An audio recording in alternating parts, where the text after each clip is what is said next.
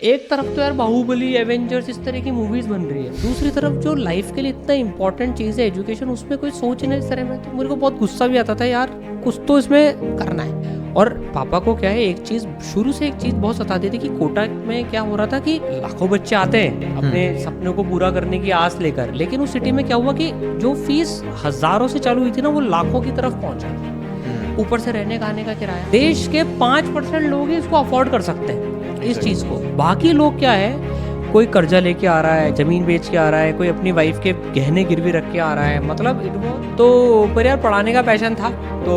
और जब इसराइल चालू किया तो जितनी भी सेविंग्स वगैरह थी वो ऑलमोस्ट सारी लग गई थी, मतलब सेविंग्स जा ही रही थी। मतलब एक टाइम तो ऐसा था यार, बैंक में क्रेडिट का भी देखते हुए बरसों हो गए थे, भाई साहब कब आएगा। एक मन में था यार, पूरे परिवार को दाव पे लगा दिया। देखो जब आप इतना बड़ा चीज़ दाव पे लगा देते हो ना, तो इसको कहते हैं ना जमीन सरक जाती है। तो वो सिचुएशन हम लोगों के साथ में बिल्कुल थी। एक टाइम ऐसा था, प्रतीक ने मतलब उसकी चप्पल थोड़ी सी घिस गई थी, मतलब ऐसा इंसिडेंस है, वो लाया नहीं कि यार मैं 1 महीने और चलाता हूँ, इस लेवल तक we saved. Hello everyone, this is Shoaib Aftab. आज का जो वीडियो होने वाला है, आज का एक्चुअली एक पॉडकास्ट है, थोड़ा सा डिफरेंट होने वाला है बिकॉज पॉडकास्ट ऑफलाइन पॉडकास्ट ये हमारा फर्स्ट है। और जो हमारे फर्स्ट गेस्ट है वो है ई सरल के फाउंडर। सर प्लीज़ आप अपने बारे में थोड़ा सा इंट्रोडक्शन। Thank you Shoaib. तो भाई मेरा नाम सारांश गुप्ता है और प्रतीक और एनके गुप्ता सर के साथ में मैं ईसरल का को फाउंडर हूँ। ओके, तो सारांश सर, मतलब हमारे ऐसे ही डिस्कशन चल रहे थे कि पॉडकास्ट में गेस्ट का क्या फाइनल करना है, किस तरीके से करना है, थीम क्या रहेगी। तो हमारा ये पहला पॉडकास्ट था, तो हमारा जो अनफिल्टर्ड चैनल पे थीम ये हमने सोचा था कि थोड़ा सा business side of things, entrepreneurship side of things हम लोग एक्सप्लोर करेंगे। तो हमने सोचा कि सारांश सर ने आईआईटी बॉम्बे क्रैक किया, फिर उन्होंने अमेरिका में जॉब किया, गूगल वगैरह में काम किया, बहुत जगह अलग अलग जगह पे काम किए इन्होंने। फिर उन्होंने ई सरल लॉन्च किया, तो वी थॉट कि काफ़ी अच्छा होगा अगर हम उनके साथ एक अनफिल्टर्ड पॉडकास्ट डिस्कस कर पाए। यहाँ पे हम कुछ भी एकेडमिक डिस्कशन नहीं करेंगे, कोई स्ट्रैटेजी डिस्कशन नहीं करेंगे, बट हम सर के लाइफ के बारे में डिस्कशन करेंगे। फिर सर ने किस तरीके की उनकी जर्नी थी, उससे हम लोग क्या क्या सीख सकते हैं, और अगर कोई नया स्टार्ट करता है, कुछ नया करना चाहता है, तो वो क्या क्या उनके लिए टिप्स होनी चाहिए, ये डिस्कस करेंगे। तो sir, welcome to our first podcast. Thank you so much. Thank you कि आपने इतना टाइम निकाला, अपने बिजी शेड्यूल में आपने टाइम दिया, और काफ़ी अच्छा लग रहा है आपसे मिलके। और फॉर स्टार्ट सर, हम लोग क्वेश्चंस जो होंगे हमारे वो मोस्टली आपके पर्सनल लाइफ, थोड़ा बहुत जो बैकग्राउंड एंड ऑल, ठीक है, उसको लेके होंगे, और आपकी जर्नी कैसी रही। ठीक है। तो सर, पहले क्वेश्चन से हम लोग स्टार्ट कर लेते हैं। आपका चाइल्डहुड कैसा था, और आपका बैकग्राउंड, आप कहाँ से हैं ओरिजिनली, और आपका मतलब स्कूल लाइफ अराउंड 10th तक किस तरीके से था। तो यार मैं born and bottom in Kota हूँ, है ना। कोटा वही शहर जहाँ जिसको एजुकेशन सिटी भी बोलते हैं। तो यार बचपन की बात करें तो बहुत शरारतें करी है, मतलब शायद ही कोई ऐसा दिन आता होगा स्कूल में जब मार नहीं खाई हो। एंड 5th क्लास तक तो ऐसा था कि मतलब सबसे नोटोरियस बच्चा जो क्लास का था वो सारांश गुप्ता ही था, ठीक है ना। तो रोज़ कंप्लेन आती थी, शायद कोई ऐसा दिन नहीं हो जब कंप्लेन नहीं आई हो। तो मेरी मम्मी बड़ी परेशान हुआ करती थी कि यार ये पढ़ता लिखता नहीं, I just use to pass by some margin, मतलब हर बार।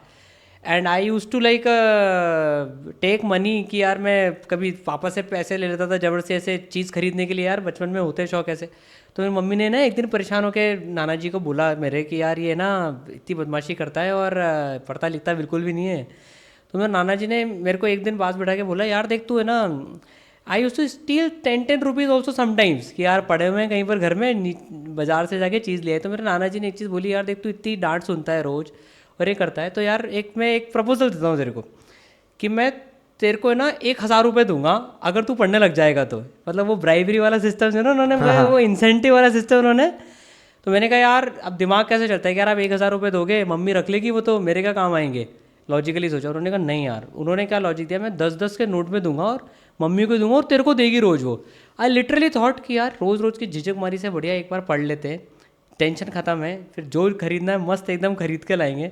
And actually from class 6 I started studying from that 1,000 rupees लालच या जो भी बोलो। और उसके बाद में फिर पढ़ाई में मन लगने लग गया और नाना जी ने कमिटमेंट भी रखी।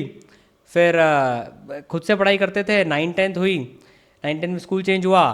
10th में एक्चुअली आई वॉज वेरी, कभी स्कूल में ऐसे टॉप फॉप नहीं किया, तो 10th में नया स्कूल हो गया तो कोई जानता भी नहीं था। तो बोर्ड जब आए तो मैंने सोचा यार कुछ करते हैं। 1 महीने बहुत पढ़ाई करी, कोई स्कूल में नहीं जानता। जब रिजल्ट आए ना तो आई वॉज लाइक 3rd इन कोटा और 1st इन स्कूल। तो हमारे प्रिंसिपल बोलते हैं यार ये बच्चा हमारे स्कूल का ही है क्या। तो that was like changing point of my life. और पापा एनके गुप्ता जो सर भी बोलते हैं उनको, हम वो खुद आईआईटी से थे तो मैथ्स अच्छी लगती थी तो आईआईटी करने की सोची। फिर 11th क्लास से कोचिंग्स ज्वाइन कर ली थी। 10th क्लास तक कोई ओलंपियाड वगैरह कुछ नहीं था, जस्ट 11th में गए। एनटीएससी वगैरह कुछ नहीं था, एनटीएससी तो फर्स्ट स्टेज भी क्वालिफाई नहीं हुआ था यार। मेरे जैसे, मेरा भी नहीं हुआ फर्स्ट स्टेज, मैंने दिया था but ओके हुआ नहीं था। तो वही चीज़ थी, 11th-12th में प्रिपरेशन करी, 12th में पढ़ाई करी और फिर आईआईटी बॉम्बे में सिलेक्शन हो गया। तो सर मतलब कोचिंग का आपने किस तरीके से डिसाइड किया कि क्यों आपको इंजीनियरिंग ही क्यों, मेडिकल जैसे कोटा में ही आप थे तो कोचिंग सिटी वो वैसे ही कहलाता है, तो आपने कैसे डिसाइड किया? 2 ऑप्शंस होते हैं, इंजीनियरिंग होता है, मेडिकल होता है, और भी कई सारे ऑप्शंस होते हैं, तो आपको ये डिसाइड कैसे हुआ? भाई पापा आईआईटीएन थे, बुआ जी डॉक्टर थी, लेकिन यार पर्सनली मेरे को बायोलॉजी कभी रटा ही नहीं आती थी। मतलब आई वॉज वेरी वीक इन याद रखने वाली चीज़ें जो होती है ना, और मैथ्स में अच्छा चलता था दिमाग, तो ऑब्वियस चॉइस वॉज कि मैथ्स लेनी थी। और पापा से यार बहुत इंस्पिरेशन भी थी कि यार आईआईटी करनी है। तो that time maths and science जो समझ में आती थी वो फैक्टर था। लिटरली बताऊँ कि आईआईटी में क्यों जाना है, मतलब मैथ्स पसंद है। और सर आपका कोचिंग का एक्सपीरियंस कैसा था? कोचिंग का एक्सपीरियंस यार हम लोगों के टाइम पर बहुत लिमिटेड ऑप्शंस हुआ करते थे। मतलब तब ये ऑनलाइन वगैरह ऐसी कोई फैसिलिटीज़ नहीं थी। एक बंसल क्लासेस करके कोटा में क्लासेस चलती थी, मोस्टली लोग वहीं जाया करते थे, तो मैंने वहीं एडमिशन लिया था। पर हाँ, एनके गुप्ता सर जो मेरे फादर भी हैं वो पहले से इस फील्ड में थे, तो he use to guide me beforehand कि यार तुम्हें ना ऐसे मज़े मज़े में यार तुम ये पढ़ लो, ये तुम्हें वो आगे हेल्प करेगा। तो उन्होंने पूरी मेंटरशिप मेरे की करी, तो उससे काफ़ी हेल्प मिली यार। Okay okay. अब वो कोचिंग की पूरी एक जर्नी, मतलब मेरे बीच में जॉन्डिस भी हो गया था 3 महीने। इंस्पाइट ऑफ दैट 12th के साथ में निकल गया आईआईटी। तो सर मतलब जो रैंक थी आपकी काफ़ी अच्छी थी, तो मतलब उस टाइम पे क्या रहता था? मतलब आपको पता था आप कोचिंग में ऑलरेडी अच्छा कर रहे थे, या फिर आपको कोई आइडिया नहीं? जैसे मेरा पर्सनली मेरे को था कि कोई गवर्नमेंट कॉलेज मिल जाए तो मेरा काम बन जाएगा। तो आप क्या पहले से एकदम टॉपर थे कोचिंग में, या फिर क्या सीन था? नहीं यार देखो, टॉपर मतलब मैं शुरू से तो ऐसे कोई टॉपर नहीं था। एक डिसेंट इनफ रैंक आती थी। क्लास 12 में जब 3 महीने तबीयत खराब हो गई थी, जब बिल्कुल पढ़ाई नहीं होती, तब तो एकदम कॉन्फिडेंस भी थोड़ा सा कम हो गया था यार एक बार को कि पता नहीं अब क्या होगा, क्योंकि 3 महीने बहुत बड़ा टाइम होता है। और उस साल आईआईटी ने पैटर्न भी चेंज कर दिया था, तो वो काफ़ी टर्मोइल में अप्स एंड डाउन्स के साथ में जर्नी चली थी। तो आई वॉजंट श्योर, और मेरे कुछ चैप्टर्स ऐसे भी थे पूरे छूट गए थे, तो मैं तब तो बिल्कुल भी श्योर नहीं था कि यार इतनी बढ़िया रैंक आ जाएगी। तो सर कौन सा ईयर था ये? 2006 में जेई क्लियर करा था। अच्छा 2006। उसके बाद आईआईटी भी आप? उसके बाद आईआईटी बॉम्बे में 2006 से 2010। कौन सा ब्रांच था? Computer science. Computer science, okay. तो फिर कॉलेज लाइफ कैसा था? कॉलेज लाइफ के बारे में आप कोई मतलब किस्सा सुनाना चाहेंगे, या फिर कैसा एक्सपीरियंस था? कॉलेज लाइफ तो यार मतलब शायद अपने को एक अलग पॉडकास्ट लग जाएगा आईआईटी बॉम्बे की कॉलेज लाइफ के लिए। जितनी मस्ती वहाँ पर करी है, मतलब मैं सिंपल सी बात बोलना चाहूँगा, 2 साल की जो तैयारी है ना, आईआईटी बॉम्बे ने यार 6 महीने से भी कम में पूरी वसूल करवा दी। इतना फन, इतना एक्सपोजर, आप जो एक्टिविटी बोलो उसके तो वहाँ पर क्लब्स होते हैं। मतलब जब हम गए थे ना, तो यार पहली बार लाइफ में स्क्वाश कोर्ट देखे, ऐसे बड़े बड़े बास्केटबॉल कोर्ट देखे, वुडन बैडमिंटन कोर्ट देखे, हॉकी फील्ड्स देखी, स्पोर्ट्स ये चीज़ थी, ओपन एयर थिएटर्स देखे, ऐसे लेक्चर हॉल देखे। तो इट वॉज मैन, ये दुनिया भी होती है। एक स्टेटमेंट था हमारी फ्रेशी बुकलेट में कि when you are preparing for JEE you get yourself locked inside room and throw the key. When you are in IIT, you do the same, but this time you are outside the room. ऐसा technical statement हो गया उनका। सीधा सीधा मतलब था तुम पहले भी रूम में लॉक थे, अभी भी तुम्हारा रूम लॉक रहेगा, पर इस बार तुम रूम के बाहर रहोगे। कहने का मतलब ये था कि तुम लोग रूम पे आप रहोगे। हाँ, इतना exposure, that was literally true. सिर्फ सोने के लिए जाया करते थे यार। और इतना एक्सपोजर मिला आईआईटी बॉम्बे में, ऐसे ऐसे लोगों का साथ मिला ना, नेक्स्ट लेवल मचाऊ लोग होते थे यार। मतलब इन्फी फाइट मारती, कोई किसी में एक्सेल कर रहा है, कोई किसी में एक्सेल कर रहा है। अलग लेवल का एक्सपोजर मिला आईआईटी बॉम्बे में। अभी है कोई प्रोमिनेंट आपके बैच से, मतलब कुछ एंटरप्रेन्योरशिप में या फिर किसी कंपनी में? बिल्कुल, हमारे 2 बैच सीनियर भाविश अग्रवाल। अच्छा, ओला। आपके 2 बैच सीनियर ही थे? हाँ, हम उनको लैब में देखा करते थे यार। मतलब कई बार, कोई भी कंप्यूटर साइंस से ही थे। हाँ हाँ। तो और ऐसे बहुत सारे लोग हैं। शायद जो बच्चे, जो लोग सुन रहे हैं इसको, वो शायद हो सकता है कुछ कंपनीज के नाम नहीं जानते हो, पर जैसे एटमबर्ग एक फ़ैन बनाने वाली कंपनी बहुत बहुत चल रही है अभी वो हमारा बैचमेट है। ऐसे बहुत सारे लोगों के स्टार्टअप्स अभी चल रहे हैं, बहुत सारे लोग आईएएस भी हैं, सिविल सर्विसेज में भी हैं, एमबीए करा है बहुत सारे लोगों ने, तो वाइड वैरायटी में है। तो sir IIT Delhi, IIT Bombay, इनमें ऐसा क्या खास बात है जो मतलब इतने सारे बढ़िया एंटरप्रेन्योर्स निकलते हैं या इतने सारे बढ़िया स्टार्टअप्स वहीं पे इनक्यूबेट होते हैं, वहीं से निकलते हैं, वहाँ के ही फाउंडर्स होते हैं, आगे चल के काफ़ी लोग आईआईएम भी आईआईटी से डायरेक्टली जाते हैं, तो क्या उसमें ही कुछ खास है या वहाँ के स्टूडेंट्स इतने खास है, क्या है मतलब कैंपस में कोई खास बात है या स्टूडेंट्स में ही होता है वो चीज़? देखिए इसका सीक्रेट अगर अपन वैसे एनालिसिस करें ना कि ऐसा क्यों हो रहा है, क्योंकि एक तो जो साथ के जो लोग होते हैं वो आपको इतना बढ़िया एक्सपोजर देते हैं, इतनी बढ़िया ग्रूमिंग होती है उन लोगों के साथ में कि यू मतलब get lot of exposure.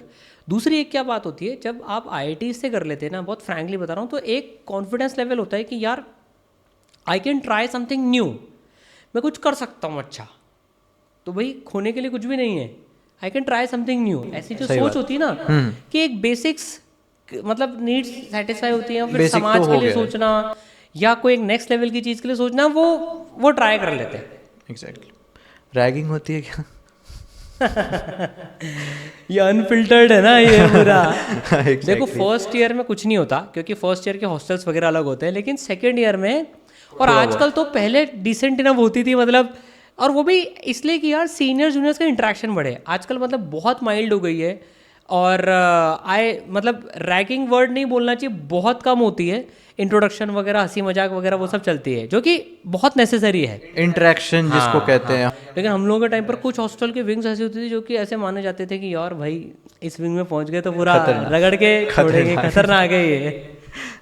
Okay. तो सर फिर उसके बाद क्या जर्नी रही आपकी, जॉब कैसी, मतलब प्लेसमेंट वगैरह क्या सीन था मतलब उसमें? तो बेसिकली आईआईटी बॉम्बे का ही मैं एक किस्सा बताता हूँ। तो वहाँ पर क्या होता है, आपको फर्स्ट ईयर में ना चीज़ें सेलेक्ट करनी पड़ती है, जैसे एक स्पोर्ट्स होता है, कुछ लोगों को सोशल सर्विस लेनी पड़ती है। तो I got selected to social service. Honestly बताऊँ मेरा मन नहीं था तब, लेकिन मुझे मिल गई वो।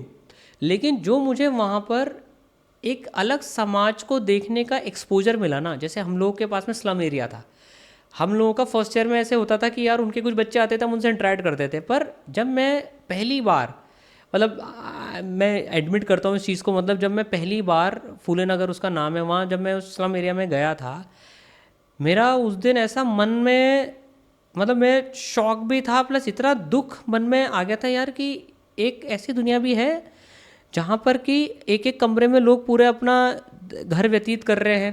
मतलब हम खुद भी मिडिल क्लास फैमिली से थे, मतलब पापा के टाइम से जब था तो पहले फैमिली पे कर्जा भी था, तो पापा की सारी सेविंग लग गई थी मेरे को कोचिंग और सब कराने में। फिर बाद में वो एक अच्छे इंस्टीट्यूट के वाइस प्रेसिडेंट बने तो फिर परिवार ने उन्नति करी। लेकिन इतने ऐसे दिन नहीं देखे थे कि यार जिसमें डेली खाने की व्यवस्था भी रोज़ सुबह शाम को मतलब ऐसे हो रही है। और उनके बच्चों का जब हमने देखा कि इनका एजुकेशन लेवल क्या है, तो वो दिल को छू गई बात वो। और फर्स्ट ईयर में कंपलसरी होने के बाद, ख़त्म होने के बाद भी मैंने पूरे 4 साल फिर हमने उन बच्चों को पढ़ाया। एक्चुअली हम उस स्लम्स में जाते थे, वो पूरा जो एक्सपोजर है ना, सैटरडे संडे छुट्टी रहती थी और फिर हम उन बच्चों को आईआईटीज़ में ही बुलाया करते थे, फिर हम ग्रुप्स बना के पढ़ाया करते थे। आईआईटी से बकायदा हमने परमिशन ली। तो that gave me a perspective कि यार देश में एजुकेशन के लिए कुछ करना है। मतलब वहाँ जो बीज डला ना वो आईआईटी बॉम्बे से डला कि यार एजुकेशन के लिए कुछ तो करना है लाइफ में। लेकिन यार वही चीज़ होती है ना कि बीज तो आ गया था पर वो आग में कन्वर्ट नहीं हुआ था तब एकदम। तो और टेक्नोलॉजी से भी प्यार था, तो आई जॉइन ऑरेकल। तो गूगल में काम करने का एक्सपीरियंस मिला, वो एक अलग एक्सपीरियंस था। टेक्नोलॉजी में बहुत कुछ सीखा, ऑरेकल, देन गोल्डमैन सैक। मैंने कहा फाइनेंस भी ट्राई करते हैं यार, तो फाइनेंस और फिनटेक जो होता है तो गोल्डमैन सैक में ट्राई किया। लेकिन अब क्या है कि फिजिक्स सब्जेक्ट मेरे को काफ़ी पसंद था शुरू से, वही स्ट्रॉन्ग भी था। तो उसका जो कीड़ा था ना वो भाई कि अब 3 साल यूएस बैंगलोर इधर सब करने के बाद में था कि यार तो पढ़ाने के पैशन को फॉलो करने के लिए फिर मैं अपने घर कोटा शिफ्ट हो गया। तब तक पापा भी एक इंस्टीट्यूट के वाइस प्रेसिडेंट थे, एकेडमिक हेड थे पूरे। मैंने कहा पढ़ाने का ट्राई करना है, फिजिक्स का जो पैशन है वो ट्राई करना, तो आई मूव टू कोटा। अब जब मैंने वहाँ पर पढ़ाना चालू किया तो मतलब अब जब मैं पढ़ाता था तो 200 बच्चों की क्लास होती थी, उस क्लास को अटेंड करने के लिए ना लाइनें लगती थी। उस 200 की क्लास में 400 बच्चे बैठा करते थे, मतलब you can imagine and think of that. तो उससे मेरे को एक चीज़ रियलाइज हुई, यार ये जब बच्चों को पढ़ाने का तरीका इतना बढ़िया पसंद आ रहा है, क्योंकि एक रियल लाइफ और वैसे एग्जाम्पल से मैं पढ़ाता, तो मेरे मन में एक बात आती थी, यार मैं साल भर में सिर्फ 1000 बच्चों को ही पढ़ा पा रहा हूँ इस तरीके से, तो कैसे मैं इसको स्केल करूँ। टेक्नोलॉजी की जब पावर दिखती है ना भाई, IIT बॉम्बे कंप्यूटर साइंस में टेक्नोलॉजी भर भर के भरी थी, गूगल ओरेकल सब में एक्सपीरियंस, कि इसको कैसे स्केल करें। तो मेरे को हमेशा लगता था इसको स्केल करना है, ये क्वालिटी एजुकेशन बहुत सारे लोगों में पहुंचानी है। अच्छा, फिर फिजिक्स में एक चीज़ और थी, उसमें क्या होता था, मैं जब बोर्ड पे पढ़ाता था ऐसे मार्कर से लेके वाइट बोर्ड हुआ करता था, तो आई यूज टू फील हैंडीकैप्ड कि यार मैं बच्चे को बोर्ड पे बना के बता रहा हूँ, देखिए वेव है, तू इमेजिन करे चल रही है, मतलब एक तरफ तो यार बाहुबली, एवेंजर्स, इस तरह की मूवीज़ बन रही है, दूसरी तरफ जो लाइफ के लिए इतना इंपॉर्टेंट चीज़ है एजुकेशन, उसमें कोई सोच ही नहीं इस तरह में। तो मेरे को बहुत गुस्सा भी आता था, यार कुछ तो इसमें करना है। फिर क्या हुआ था कि तब तक जब मैं वहाँ था तो उसके पहले प्रतीक ने अपना प्लेसमेंट छोड़ दिया था, उसको भी एजुकेशन की आग लग चुकी थी, तो वो आ गया, उसने कहा भैया टेक्नोलॉजी में आपकी मदद चाहिए, अब आप छोड़ दो सब। अब मैंने कहा यार भाई, ने कहा मैं तो आए गया, अब आप भी आ जाओ, तो मैंने छोड़ दी। फिर हमने कहा यार अब हम एक प्रॉब्लम आई कि यार अब एकेडमिक्स स्ट्रॉन्ग चाहिए, किसको लाएं, घर में छोरा, मतलब बगल में छोरा, घर में ढिंढोरा। हमारे पिताजी 35 साल का एक्सपीरियंस है कोटा का, पूरे एकेडमिक खेलते हैं। हमने कहा पापा अब एकेडमिक्स तो बहुत स्ट्रॉन्ग चाहिए, आप भी आ जाओ। और पापा को क्या है, एक चीज़ शुरू से एक चीज़ बहुत सताती थी कि कोटा में क्या हो रहा था कि लाखों बच्चे आते हैं अपने सपनों को पूरा करने की आस लेकर, लेकिन उस सिटी में क्या हुआ कि जो फीस हज़ारों से चालू हुई थी ना, वो लाखों की तरफ पहुंच गई, ऊपर से रहने खाने का किराया। तो देश भर के अब 3-4 लाख रुपए साल के खर्च होते हैं, देश के 5% लोग ही इसको अफोर्ड कर सकते हैं इस चीज़ को। बाकी लोग क्या है, कोई कर्जा लेके आ रहा है, ज़मीन बेच के आ रहा है, कोई अपनी वाइफ के गहने गिरवी रख के आ रहा है। मतलब it was so touching experience for NK sir. वो घर पे आके शेयर भी करते थे, यार देखो आज ये लोग आए, तो जब उनको पूरा लगा ना कि यार हम इसको अफोर्डेबल तरीके से कर सकते हैं, तो ही ऑल्सो ज्वाइंट। ओके, तो इस तरीके से ईसरल चालू हुआ। अब भाई चालू तो हो गया, लेकिन अब इसमें चैलेंजेस है भाई। हम तीनों ही परिवार के अर्निंग मेंबर थे, तीनों एक ही घर के हैं। प्रतीक ने तो प्लेसमेंट ऑफर छोड़ दिया था। तो जब हमने हमारी लाखों करोड़ों की जॉब छोड़ी ना, तो भाई रिश्तेदारों ने बोलना चालू किया है बाप बेटे पागल हो गए हैं। और ये कोविड के पहले की बात है, जब ऑनलाइन का इतना वो भी नहीं था, क्रेज नहीं था। यार ये क्या कर रहे हैं, ऐसे कौन छोड़ता है, पागल हो गए क्या, मतलब लिटरली खूब नीचे खींचा। लेकिन अब था तो था साहब, ठान लिया तो ठान लिया वाली बात थी। वहाँ से फिर जो है अफोर्डेबिलिटी, एक्सेसिबिलिटी और पर्सनलाइजेशन, इन 3 प्रॉब्लम्स को माइंड में रखते हुए वी स्टार्टेड ईसरल। ओके, ऐसे ईसरल स्टार्ट हुआ इस पर्पस के साथ में कि देश के बच्चे तक अफोर्डेबल, टॉप क्वालिटी टीचर्स और पर्सनलाइज लर्निंग होनी चाहिए। एक प्रॉब्लम और आती है कि यार मैं 200 क्लास में पढ़ रहा हूँ, 250-300 क्लास में पढ़ रहा हूँ, मेरे पे पर्सनली कोई ध्यान नहीं दिया जाता है, बहुत बड़ी प्रॉब्लम है। इन सबको सॉल्व करने के लिए फिर अपना ईसरल चालू हुआ। ओके। तो सर आप जैसे कॉर्पोरेट में काम कर रहे थे और फिर आपने स्टार्टअप की तरह स्टार्ट किया, तो क्या चेंज हुआ, मतलब क्या आपके रूटीन में, लाइफ में क्या क्या चेंजेस आए? देखो जब ईसरल हमने स्टार्ट किया ना, तो भाई देखो जब कॉर्पोरेट में काम करते हैं तो कॉर्पोरेट के पैसे लगते हैं। अब यहाँ हम लोगों की जितनी भी सेविंग्स थी ना, सारी की सारी लग गई। एक पॉइंट ऑफ टाइम तो ऐसा आ गया था, मतलब एक्चुअली प्रतीक ने पूरे 4 साल उसने 0 सैलरी उठाई है। ओके, 0, 4 साल तक 0 सैलरी उठाई, क्योंकि उसकी शादी नहीं हुई थी तब तक। उसने कहा मैं 0 सैलरी में काम करूँगा, इतना बड़ा प्लेसमेंट छोड़कर।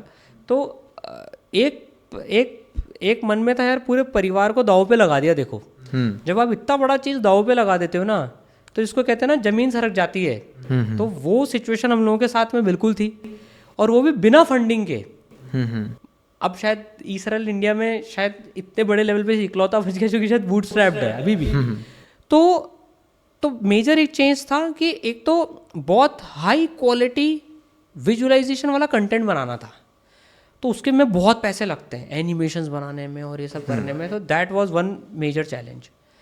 दूसरी चीज़ थी कि हम लोगों ने कोविड के पहले स्टार्ट किया था, तो टेक्नोलॉजिकली और वो भी इतना कुछ था नहीं। अब तो बच्चे को शायद पता है कि यार कैसे यूट्यूबर बनना है या क्या साउंड सिस्टम होते हैं, कैमरा, लाइट्स वगैरह, सबको आइडिया होगा, लेकिन उस टाइम पर कुछ नहीं पता था। तो प्रतीक ने एक्चुअली बैठकर पूरा रिसर्च करके और सारी चीज़ें डेवलप करी। Okay. And from the day one, जो मैं फ्यूचर एंटरप्रेन्योर के साथ मैं शेयर भी करना चाहूँगा, हमने इसमें जो एक सबसे बढ़िया चीज़ का ध्यान रखा ना कि यार जो आपके सॉल्यूशंस हो ना वो बिल्कुल इनोवेटिव हो। जैसे हमें स्टूडियो बनाना था, अब हमने ना स्टूडियो बनाने का किराया एक उससे पूछा तो उसने लाखों में बता दिया कि भाई साहब 5-7 लाख रुपए लगेंगे। हमने कहा यार तुम एक स्टूडियो 5-7 लाख में बनाओगे तो हम अफोर्डेबल एजुकेशन कैसे बनाएंगे। और फिर प्रतीक ने और एनके सर ने ऐसे इनोवेशंस करे। एनके सर मैकेनिकल इंजीनियर भी थे, तो उन्होंने लाइट्स खुद ने, एक बस का कबाड़ा जो है ना वो एक जगह आया था, वहाँ पर से रिफ्लेक्टर्स मिल गए, उन्होंने उसमें लाइट फिट करा के, जो लाइट 5-7 हज़ार मिनिमम एक बल्ब से चालू होती थी, 15-20 हज़ार की एक लाइट आती है, वो 1000 रुपये के अंदर अंदर में तैयार कर ली है ना। हमने हमारा साउंड प्रूफिंग गेट भी खुद ने बनाया। ओके। अब साउंड प्रूफर्स के लिए बहुत महंगे महंगे इंस्ट्रूमेंट्स वो सब, मतलब कपड़े वगैरह वो सब आते हैं। हमने कहा यार इसको इनोवेट करते हैं, तो वो जो एग ट्रेज आती है बहुत बड़े साउंड एब्जर्वर्स होती है, हमने वो लगा ली। तो जो स्टूडियो मतलब शायद 10 लाख रुपए तक पहुंच जाता, वो हमने 1-1.5 लाख के अंदर में स्टूडियो बना लिया, कर दिया। सो ये ऐसा नहीं हुआ कि उससे क्वालिटी में कॉम्प्रोमाइज हो, नहीं, इसमें इनोवेशन काम करा, इनोवेशन। तो that was the difference between working in a corporate and working for a company या स्टार्टअप जिसमें सब कुछ अफोर्डेबल रखना था। एक एक पैसे की सोचनी पड़ती थी यहाँ पर, यार कैसे इनोवेटिव काम करें। ओके। तो मतलब स्टार्टअप में आपको कहीं ना कहीं इनोवेशन लाना पड़ेगा। जुगाड़ वाला जो है, इंडियंस इसमें काफ़ी आगे होते हैं, चलिए। तो जुगाड़ चीज़ हम लोग को करना ही पड़ेगा। ये एक टिप। बिल्कुल। और यार एक एक पैसे सोच के खर्च करने चाहिए। अगर आपको आपका प्रोडक्ट अफोर्डेबल बनाना है ना, तो think of every single penny that you spend. Okay. तो सर आपका जो इनकम था उसमें क्या चेंज आया? मतलब जैसे आप पहले इतने अच्छे अच्छे जॉब्स, आपने बोला गोल्डमैन सैक्स, ये काफ़ी हाई पेइंग होती है, मैंने जहाँ तक सुना है बहुत ज़्यादा हाई पेइंग होती है, मतलब इनफैक्ट प्रोफेशंस में तो सबसे ज़्यादा ही हो गया। अच्छी इनकम होती थी उस ज़माने में भी, तो पर यार पढ़ाने का पैशन था, तो और जब इसराइल चालू किया तो जितनी भी सेविंग्स वगैरह थी वो ऑलमोस्ट सारी लग गई थी। मतलब okay. When we started earning, हमने प्रोडक्ट एक्चुअली 2 साल के बाद में मार्केट में लॉन्च किया, पहले प्रोडक्ट बनाया 2 साल। तो सेविंग्स जा ही रही थी। मतलब एक टाइम तो ऐसा था यार, बैंक में क्रेडिट का भी देखते हुए बरसों हो गए थे, भाई साहब कब आएगा ऐसा लगता था। मतलब कि पहले तो हर महीने आता था कि यार इतने पैसे आए, फिर तो आते ही नहीं थे। 2 साल तो क्रेडिट देखा ही नहीं कि भाई कुछ आने का भी कुछ होता है क्या। तो स्ट्रगल वाला जर्नी थी, परिवार को भी लग रहा था यार पता नहीं लोग क्या कर रहे हैं। पहले हम लोग थे जिन्होंने कुछ ऐसा काम चालू किया था, तो बट फैमिली ने काफ़ी सपोर्ट किया, ये सबसे बड़ी बात थी कि एक मिशन के लिए काम कर रहे हैं।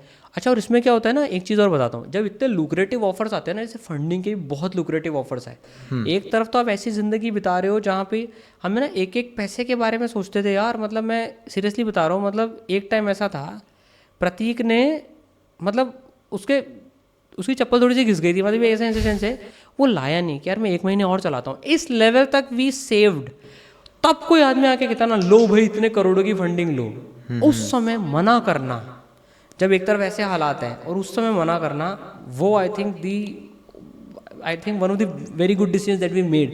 तभी आज एजुकेशन को हम अफोर्डेबल बना पा रहे हैं और बच्चे के हिसाब से उसको चला पा रहे हैं। तो सर फंडिंग नहीं लेने की क्या साइकोलॉजी थी कि एक्सपेंसिव हो जाएगा क्या? नहीं, मतलब हम लोग को देखिए बेसिकली मेन एम जो भाई फंडिंग लेने नहीं लेने का ऐसा, भाई हम लोग एजुकेशनिस्ट हैं, अकेडमिशियंस हैं, भाई सबसे पहली प्रायोरिटी पर आता है। लोग ऐसे बोलते हैं आपने बहुत सारे वर्टिकल्स एक साथ क्यों नहीं खोले, आप तो 1 से भी क्लास में जा सकते थे। भैया एकेडमिक्स है, पहले हमने जेई का प्रोडक्ट लाने से पहले 1 साल पूरा उसको टेस्ट करा है। जो सोनीश पूरा बच्चा है ना, उसको पूरा पहले हमने सिर्फ 50 बच्चों के साथ में पूरी जेई रन करी है 1 साल। नीट में भी ऐसे करा है, क्लास हेड हमारी पिछले साल बन गई थी, लेकिन उसमें भी 100 बच्चों के साथ पूरी टेस्ट करी है चीज़ें कि सही काम कर नहीं कर रही है। देखिए हमारे लिए वो कहने को 100 बच्चे हो सकते हैं, पर सोचने की बात है अकेडमिक्स में उस बच्चे के लिए तो वो 1 साल इंपॉर्टेंट है सबसे ज़्यादा। तो इसरल का सिंपल सा फंडा है, अकेडमिक्स कम्स फर्स्ट, हमेशा बच्चे का सबसे पहले आएगा, पैसे वो सब आ जाएंगे ठीक है। तो ये सिंपल सा फंडा था यार कि हमें ऐसा नहीं बस एक्सपैंड करना है, क्वालिटी सबसे इंपॉर्टेंट होनी चाहिए। ओके। और वो जर्नी में भी रिफ्लेक्ट होता है। हम हर साल में सिर्फ 1 क्लास लॉन्च कर रहे हैं, जैसे पहले जेई, फिर नीट, फिर 10th, फिर 9th, फिर 8th। इनफैक्ट 7th अभी चल रही है 50 बच्चों के साथ में, तो वो अगले साल आ जाएगी। तो इससे फ़ायदा क्या हुआ कि एक अच्छा रिजल्ट देने वाला सिस्टम बना। आज जैसे हर 3 में से एक बच्चा अपने ड्रीम कॉलेज में जा रहा है, हाईएस्ट सिलेक्शन रेशियो, वो यही है कि एकेडमिक्स बहुत स्ट्रॉन्ग है। एग्जैक्टली मतलब आप इसको रश में नहीं करना चाह रहे थे, क्योंकि अगर आप फंडिंग लेते आप पे प्रेशर बनता। मतलब फंडिंग के पैसे को हम कैसे यूज़ कर पाते, बच्चे के साथ जस्टिफिकेशन भी कर पाते, वो हम श्योर नहीं थे। भाई आज ऐसे नहीं ना मेरे पास बहुत सारे पैसे आ जाए मैं एक नया वर्टिकल खोलूँ जिसकी मुझे शायद कोई जानकारी ही नहीं है। खोलने के लिए तो खोल सकते हैं, पर सबसे इंपॉर्टेंट बात है क्या मैं उस बच्चे के साथ में जस्टिस कर भी पा रहा हूँ, नहीं कर पा रहा हूँ, दैट इज़ वेरी इंपॉर्टेंट। इसलिए हमने बिल्कुल फोकस रखा। तो सर अभी जैसे हमारा जो पॉडकास्ट है थोड़ा सा फाइनेंस थीम्ड है या फिर एंटरप्रेन्योरशिप थीम्ड है, तो मैं एक क्वेश्चन पूछूंगा आपको कि सर अभी ऑन एन एवरेज अगर आपसे कोई पूछता है तो अभी आप क्या कर रहे हो, कंपनी से सैलरी ले रहे हो या प्रॉफिट्स कर रहे हो, किस तरीके से? भाई देखिए अभी कंपनी से हम बेसिक परिवार चलाने लायक सैलरी लेते, बिल्कुल उठाते हैं सैलरी, क्योंकि परिवार भी चलाना है भाई। भाई कोई ऐसे रईसों के खानदान से और वैसे नहीं है कि भाई पहले बहुत पैसे थे या फंडिंग से बहुत पैसे बनाए, नहीं। तो एक डिसेंट सैलरी हम उठाते हैं जिससे परिवार को हम अच्छे से चला पाएँ, और जितनी भी हमारी सेविंग्स होती हैं या तो बच्चों में बांट देते हैं या वापस री इन्वेस्ट कर देते हैं ईसरल में। ओके और इन्वेस्टमेंट्स कुछ करते हैं आप, पर्सनल इन्वेस्टमेंट? पर्सनल इन्वेस्टमेंट कुछ फ्यूचर के लिए कुछ एफडीज होती हैं, बाकी सब कुछ ईसरल में जाता है। ओके मतलब आप जैसे म्यूचुअल फंड्स वगैरह में कहते हैं अभी आजकल नहीं, लोग मैं स्टॉक्स नहीं में। करता पर्सनली। ओके स्टॉक्स में भी मैं नहीं करता, म्यूचुअल फंड्स में मैं पर्सनली नहीं करता। दो मैंने गोल्डमैन सैक में बहुत काम किया इन सब चीज़ों में। एग्जैक्टली बट यार मैं पर्सनली बिल्कुल थोड़ा बहुत जितना भी होता है वो एफडीज में करके आप बिजनेस में ही करते हो, आप अपने पर्सनल बिजनेस ईसरल में लगाते हैं। एग्जैक्टली हाँ। ओके तो सर जैसे अभी जैसे आप आईआईटी से हो तो आपको एक कॉन्फिडेंस है कि अब मैं कुछ ना कुछ तो करूँगा, बट जैसे कोई नॉन आईआईटीएन है उसको कुछ करना है या फिर उसको बिजनेस में हो गया या एकेडमिक्स में हो गया या फिर एडटेक में हो गया, कहीं पे भी अगर उसको कुछ अच्छा करना है तो उसके लिए अगर आप कोई टिप देना चाहो या फिर कुछ सजेशन देना चाहो?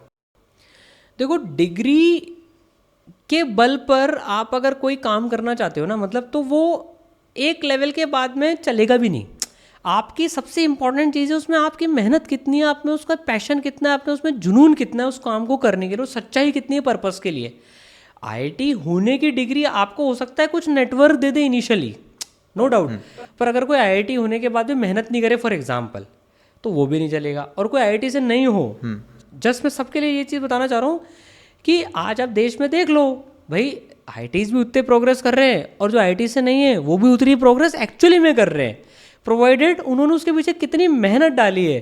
तो सिर्फ कागज़ के टुकड़े डिग्री से ऐसा नहीं कि सब घर बैठे हो जाएगा, मेहनत इक्वली उतनी ही करनी पड़ती है, उतनी ही करनी पड़ती है, उतनी ही करनी पड़ती है। एनके सर आईआईटीएन है, प्रतीक सर आईआईटीएन है, मैं आईआईटीएन हूँ, लेकिन सब लोग हम कम से कम भी डेली 14 से 15 घंटे हम काम करना पड़ता है, तब जाके बच्चे के लिए वो चीज़ निकल के आती है। ऐसा नहीं कि 2 घंटे काम कर लिया और भाई साहब आईआईटी की डिग्री अपने आप लेक्चर भी बनवा देगी, अपने आप शूटिंग्स भी हो जाएंगी, अपने आप स्टडी मटेरियल भी डेवलप हो जाएगा। नहीं भैया, कर्म तो करना ही पड़ेगा। तो डिग्री नहीं हो चिंता की कोई बात नहीं है, आप उसको कोप अप अपनी मेहनत से करो। एग्जैक्टली तो सर अभी जैसे काफ़ी सारे स्टूडेंट्स उनको लगता है कि हमारे पास 2 ही ऑप्शन है, या तो जेई में जाएंगे या नीट में जाएंगे। अगर लेट से कोई अभी अगर जैसे हमारा पॉडकास्ट कोई 14-15 साल का कोई एक बच्चा देख रहा है, एक स्टूडेंट देख रहा है, उसको लाइफ में अभी तक कुछ फिगर आउट नहीं हुआ है, वो फिगर आउट करना चाह रहा है, उनके लिए आप कोई टिप्स देना चाहोगे? या फिर आपने खुद जैसे आप ईसरल चलाते हो तो आपके अंडर काफ़ी स्टूडेंट्स आए होंगे जो शायद उस चीज़ के लिए नहीं बने थे बट फिर भी पेरेंटल प्रेशर वगैरह के चक्कर में आ गए, या फिर उनको खुद ऑप्शंस ही नहीं पता था, तो आप उसके लिए क्या कहना चाहोगे? भाई देखिए, अगर इस एज ग्रुप में हैं हम 14, 15, 16 साल की उम्र में और अभी तक अगर फिगर आउट नहीं हुआ है, तो यार लोगों से बात करें डिफरेंट फील्ड्स के। भाई सारे अवेलेबल हो ही जाएंगे कहीं ना कहीं, और सामने सारे फील्ड्स के ऑप्शंस भी हैं, तो भाई उनसे बात करके समझें कि किस फील्ड में क्या होता है, अपना बेसिक इंटरेस्ट ढूंढें पहले तो। लेकिन इसमें मैं एक चीज़ वॉर्न करना चाहूँगा, मतलब जैसे इसमें एक चीज़ रहती है कि भाई जैसे मान लो फॉर एग्जांपल मुझे से क्रिकेट खेलने का शौक है। अब भाई साहब बहुत बड़े बड़े क्रिकेटर्स भी निकले हैं, लेकिन इसमें एक चीज़ का ध्यान रखें, वो आपका उतना पैशन है भी नहीं है या सिर्फ शौकिया है। अगर शौक है लेकिन अगर हम उसमें करियर बनाना चाहें तो शायद आपको नाकामयाबी मिल सकती है उसमें। उसको पैशन होना ज़रूरी है। आपका अगर पैशन आइडेंटिफाइड है तो यार जाना पैशन के पीछे ही चाहिए। और अगर फिगर आउट नहीं है, आप खुद करियर कार्व आउट करना चाह रहे हैं, तो आई थिंक इंजीनियरिंग एक ऐसा ऑप्शन है जिसके बाद भी आप काफ़ी सारी चीज़ें कर सकते हैं। भाई MBA कर सकते हैं, IAS कर सकते हैं। अभी फिगर आउट नहीं हुआ है, मैथ्स फिजिक्स केमिस्ट्री आती है, तो सेफ ऑप्शंस की तरह से इंजीनियरिंग सेफ ऑप्शंस है। ओके। डॉक्टर में इसलिए नहीं बोल रहा हूँ क्योंकि डॉक्टर में तो पैशन होना चाहिए, पता होना चाहिए मुझे डॉक्टर ही बनना है। एग्जैक्टली। क्योंकि डॉक्टर में खुद में 5 साल लग जाते हैं बनने में, आपसे बेहतर तो कौन ही जान पाएगा इस चीज़ को। तो पर इंजीनियरिंग ऐसा है कि अगर मेरा मैथ्स की तरफ इंक्लिनेशन तो आई कैन डू दैट। तो जैसे ऐसा कहते हैं ना कि इंजीनियर्स अपने जो कोर जो उनकी फील्ड होती है उसको छोड़ के बाकी सब कर रहे होते हैं। ये एक्चुअली में क्या है कि इंजीनियरिंग में अपने कोर के साथ साथ में हम काफ़ी सारी और चीज़ें भी सीखते हैं। आज मैंने कंप्यूटर साइंस पढ़ी, अब मैं फिजिक्स पढ़ाता हूँ। अब आज कंप्यूटर साइंस का टेक्नोलॉजी में इतना ज़्यादा यूज़ है, इसरल में इतना ज़्यादा यूज़ है, तभी तो हर बच्चे की प्रॉब्लम पर्सनलाइज तरीके से सॉल्व हो पा रही है। टेक्नोलॉजी में तो ऐसा दम है, तो आगे पीछे आपको आपकी कोर स्किल्स हेल्प करेंगी। तो इंजीनियरिंग में हमने किसी एक पर्टिकुलर फील्ड में करी, हम दूसरे फील्ड में काम करें, इसका मतलब हमारी सारी स्किल जीरो होगी, ऐसा नहीं है। कॉलेज लाइफ में हम कितना सब कुछ सीखते हैं, यस, वो कितना काम आती है। एग्जैक्टली। तो it's not a waste, it's just कि वो अलग मोल्डेड फॉर्मेट में काम आ गई है वो। हाँ, तो ऐसा नहीं सोचना चाहिए कि मैंने अगर मान लो मैकेनिकल से करा तो मेरे को मैकेनिकल में ही काम कर रहा है। यार आप जो पूरा मशीन समझते हो, पूरा प्रोसेस समझते हो, वो प्रोसेस आप किसी भी इंडस्ट्री में लगा सकते हो। एग्जैक्टली। तो इंजीनियरिंग आपको सोचना भी सिखाती है सिस्टमैटिकली, वो हर जगह काम आता है। ओके, ठीक है सर। तो आज का जो हमारा पॉडकास्ट था, मेन जो क्वेश्चंस थे वो कहीं ना कहीं कवर हो गए हैं। इसके अलावा अगर आप कोई टिप देना चाहोगे, हमारे काफ़ी जो व्यूअर्स है वो मोस्टली नीट सेगमेंट में है या फिर जनरल जो सेगमेंट है, तो उनके लिए कोई टिप देना चाहोगे तो आप? भाई यार देखो, अपने मन की करो, मन की सुनो, और अपने मन की सुनने के बाद उसको पूरा करने के लिए लपक के मेहनत कर लो यार। मेहनत में कमी मत रखो, तुम्हें तुम्हारा एम मिल ही जाएगा, फिर कोई सा भी एम हो। घबराने का नहीं अपने सर्कमस्टेंसेस से, तुम्हारे प्रेजेंट सर्कमस्टेंसेस तुम्हारा फ्यूचर डिटरमाइन नहीं कर सकते, बस ये ध्यान रखें। मतलब मेहनत करना और अपना बेस्ट देना है बस, बाकी चीज़ें अपने आप काइंड ऑफ फिगर आउट हो जाएगी। So that was it for today. आज होपफुली आप आज के पॉडकास्ट से काफ़ी कुछ सीखे हैं। दैट वाज सारांश सर, और हम ऐसे ही आपके लिए और भी अनफिल्टर्ड पॉडकास्ट लाते रहेंगे। ये जो वीडियो है इसका नीट वर्जन अगर आप देखना चाहें, जहाँ पे हम मेनली नीट के रिलेटेड डिस्कशन करेंगे, वो आपको मेरे मेन चैनल पे मिल जाएगा। ऐसे ही पॉडकास्ट के लिए चैनल को सब्सक्राइब कर देना, लाइक कर देना और अपने फ्रेंड्स के साथ शेयर कर देना। मिलते हैं अगले वीडियो में, तब तक के लिए बाय बाय।